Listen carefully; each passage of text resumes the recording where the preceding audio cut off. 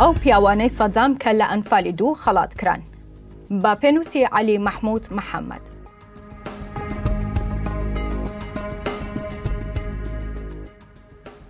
لە ڕۆژی سێشەممە ڕێکەوتی 22 ئازاری 1970 ئۆپەراسیۆنی ئەنفالی 2 دەستی پێکرد. تاوەکو ڕۆژی شەممە ڕێکەوتی 2-4 بەردەوام بوو. 12 ڕۆژی خایاند.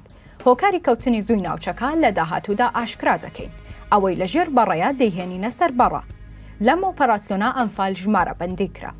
ئۆپەراسیۆنەکە بە سەرکردایەتی لیوا ڕۆکن ئایەت خەلیل زەکیل بەیاتی سەرۆکی ئۆپەراسیۆنەکانی فەیلەقی 2 و بە سەرپەرشتی ڕاستەوخۆی فەریق ڕوکن عەدنان خەیرۆڵڵا وەزیری بەرگری عێراق و عەلی حەسەن مەجید بەرپرسی بیرۆی باکووری حیزبی بەعس و فەریق ڕوکن نەزار عەبدولکەریم فەیسەڵ الخەزرەجی سەرۆکی ئارکانی سوپا ئەنجام درا. لە دەقۆڵەوە هێرشکرایە سەر ناوچەکانی کلەزەردە، قەرەداغ، سەنگاو، بازیان، عەربەت، زەڕایەن، ئۆردوگای نەسر و دەربەندی خان. ئۆپەراسیۆنەکە ڕووپێوی پانتایی زیاتر لە 1000 بۆ نزیکەی 1500 کیلۆمەتر چوارگۆشەی گرتەوە.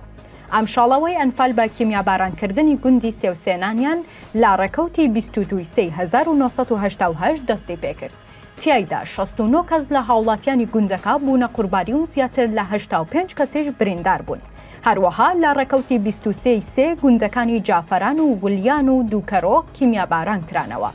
هەروەها لە ڕێکەوتی 24 ئازار گوندەکانی بەڵکەجار و ناحیەی قەرەداغ کیمیاباران کرانەوە. لە ئەنجامدا کەسێک بۆ قوربانی و چەندینی دیکەش بریندار بوون. 27 مانگیش گوندەکانی تەکیا، بەلکەجار، بەلخە و گۆمەتە کیمیاباران کرانەوە. لە ئاکامدا 2 قوربانی و 40 برینداری لێکەوتەوە. بەگشتی لە پرۆسەی ئۆپەراسیۆنی ئەنفالی 2دا 7 جار بە چەکی کیمیاوی هاوڵاتیانی ناوچەکە کیمیاباران کران. جگە لە لیوە و تیپەکانی سوپای عێراق کە ژمارەیان 27 تیپ بوو، دەیان فەوجی جاشی سووک و مەفرەزە تایپەتەکانی سنووری پارێزگای سلێمانی بەشدار بوون. لە یەک پرۆسی ڕێزلێناندا 77 مستەشار نیشانەی ئازایەتیان وەرگرت بەهۆی بەشداری دڵسۆزانیان بۆ سوپای درۆندا لە ئەنفالی 1 و 2دا. و 29 ڕاوێژکاری دیکەش بە فەرمانی سەرۆک کۆمار تایبەت ڕێزیان لێگیرا. وێڕای مەفرەزە خاسەکانی 119 87 68 و 29 و چەندانی دیکە و چەواری سلێمانی و هەندێک مەفرەزەی جاشی تایبەت و جاشە تایبەتەکانی ناوچەکە بەشدار بوون لەم ئۆپەراسیۆنە. ئەم سوپا چاوانکارە سەرجەم گوندەکانی ئەم ناوچەیان ڕووخاند کە زیاتر لە 235 گوند بوون. 203 مزگەوت و 92 قوتابخانەیان تێدا بوو. 80 گوندیان ڕاستەوخۆ کەوتنە بەر شاڵاوی ئەنفالکردنەکە. لە 2241 خانوو پێک دەهاتن. 12254 کەس لەم ناوچەیەدا دەژیان. هاوڵاتیانی ناوچەی پرۆسەی ئۆپەراسیۆنی ئەنفالی 2 بە 2 خۆڵاوی سویانە خۆیان ڕزگار بکەن: سەنگاو، گەرمیان و سلێمانی. یەکەم ڕێگا دواتر لە پرۆسەی ئەنفالی 3 زۆریان گیران.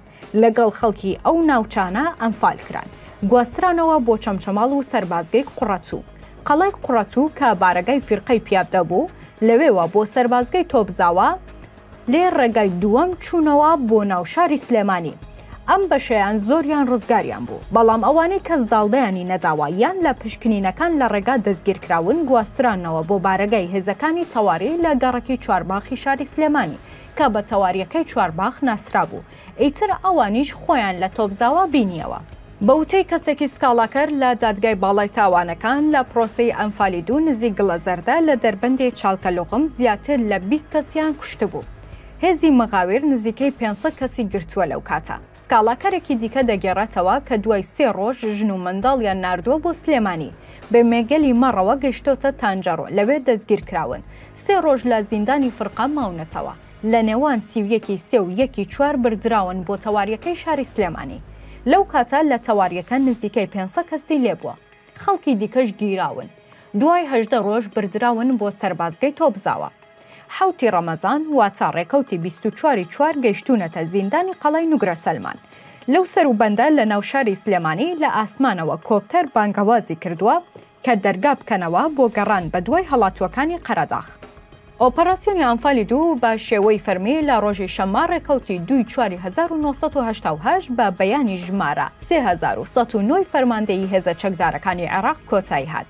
لە بەیانەکە وێڕای ستایشی ڕۆڵی هێزە عێراقیەکان دەستخۆشی لە چەکدارە کوردەکان کراوە کە دڵسۆزانە ئەرکەکانیان ڕاپەڕاندووە لە پاداشدا مەدالیای ئازایەتیان وەرگرتووە لە بەرامبەر ئەنفالکردنی هەزاران کەسی ناوچەی قەراغ و وێرانکردنی گوند و قوتابخانە و مزگەوت و نەخۆشخانە و کیمیابارانکردنی ناوچەکە پەلامار لە زەوی و ئاسمانەوە سەدان کەس کە ڕۆڵیان هەبووە لە ساوانەکە لەلایەن خودی سەدەم حوسێنەوە با بڕیاری فەرمی کۆماری ڕێزیان لێگیراوە لە خوارەوە ناویان دەنووسی دەشێت کەسی دیکەش هەبێت ڕێزیان لێ نرابێت ئێمە دەستمان بەو بەڵگەنامانە نەگەیشت بێت یان کەسانی دیکە هەبێت حەقی ڕێزلێنانیان هەبوو بێت بەڵام سەدام خەڵاتیانی نەکرد بێت بە واژۆی دیکتاتۆر سەدام حوسێن و فەرمانی کۆماری ژمارە 347 لیوا ڕوکن ئەیاد خەلیل زەکی لە ڕێکەوتی 11/4/1988 نیشانەی ئازایەتی پێبەخشرا هەروەها بە پێی نووسراوی ئەمینداری فەرماندەی گشتی هێزە چەکدارەکان زۆر نهێنی ژمارە 1/4/2057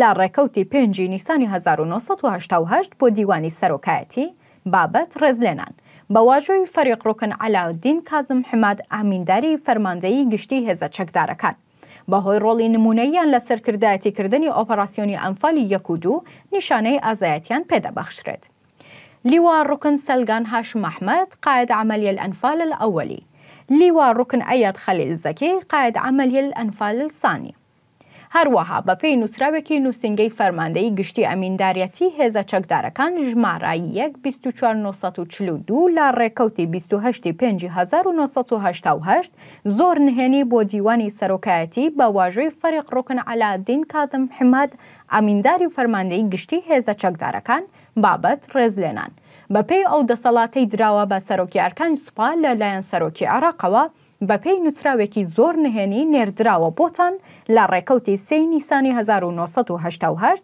بە ژمارە 2016 ئەم ئەفسەرانەی لە خوارەوە ناویان هاتووە هەر یەکەی بە 500 دینار خەڵات بکرێن بەهۆی بەشداریکردنی ڕاستەوخۆیان لە هەردوو ئۆپەراسیۆنی ئەنفالی 1 و 2 سەرباری ئامادەبوونیان لە گۆڕەپانی جەنگ بۆ جێبەجێکردنی نەخشەکان یەکەم عەمید ركن خالد حسين علي مدير الخقيق عميد ركن عدنان عبد حشاحي مدير الخقيق عميد ركن علي عزيز الفتعم هيئة الأمن الداخلي عميد ركن كنعان خورشيد عبد الوهاب مدير الصنف الكيميائي عميد سعدي محمود محمد مديرية مدفعية الميدان عقيد الركن وليد نايف شبيب مدير الاستخبارات العسكرية العامة عقيد الركن صدام رشق عاتي مديرية التخقيق عقيد ركن ناصح توفيق سلمان مديرية الاستخبارات العسكرية العامة هەروەها بە فەرمانی کۆماری ژمارە 813 لە ڕێکەوتی 9 ئۆگەستی 1988 نیشانەی ئازایەتی بەخشرا بە هەر یەکە لە عەمید ڕوکن زوهەیر یونس عەلی و لیوا ڕوکن سعد شەمسەدین خالس بەهۆی بەشداری ئازایانیان لە پرۆسەی ئەنفالی دوودا.